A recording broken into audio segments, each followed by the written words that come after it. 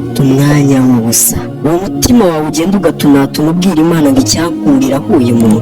Twebwe ntabwo ariko kanya dufata akanya ko kubwira Imana ati hano ufashe aba bantu batishoboye, aba bantu bagiye kuburana.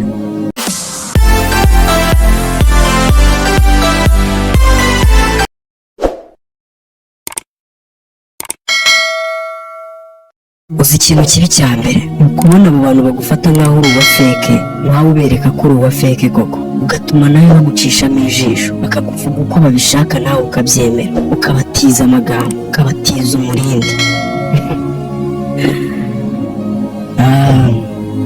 Reka mufate igihe cyanyu tumugikoresha mu byifuza, kubera yuko igihe cyanyu ni gito. Kubwiza ukuri ko igihe ufiteho ni gitoya, kubera yuko ndi gukura ntabwo ndi kuba mutoya. Koresha kino gihe neza, ugikoresha unyanga byihuse, kubera yuko ntabwo ndi gusubira inyuma, ndi kujya hejuru.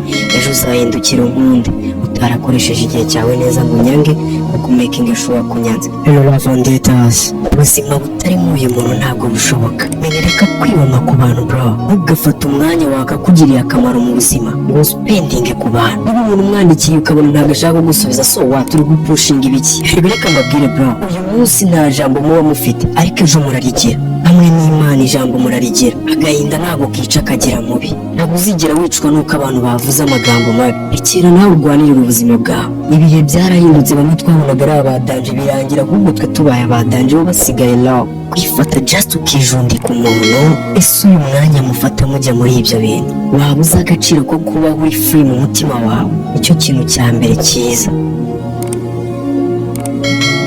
Muransetsa mani, nifata nk'igihe cyawe ukaza kugispendinga gusa n'abandi bose. Hari umuntu uri hariya uburaye, hari umuntu uri hariya uri gusenga Imana ngo Mana just wambabariye uyu munsi nkabona byibura bukeye. Mani ugafata umwanya utwereka ngo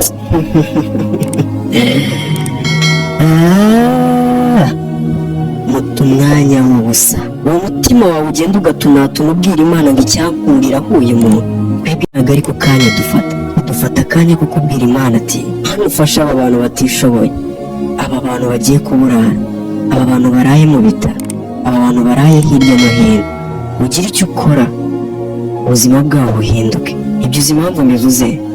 Kugira ngo mwumvishe ko nta mwanya tugufitiye, nta mwanya dufite wo guha abantu bagira umujinya nk'uwo, wo guha abantu bafata umwanya ku buzima bw'umuntu.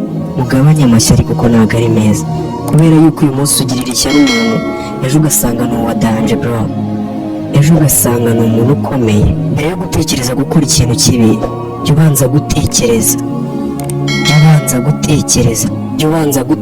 ko ejo buzacya bwitwa ejo. Kandi ibyo bintu byose mufata umwanya mukajya kurakarira abantu. Ese reka mubaze, utekereza ko ubyutse ukandakarira, wumva ko ku izina ryanjye haba hari buveho ingombajwi?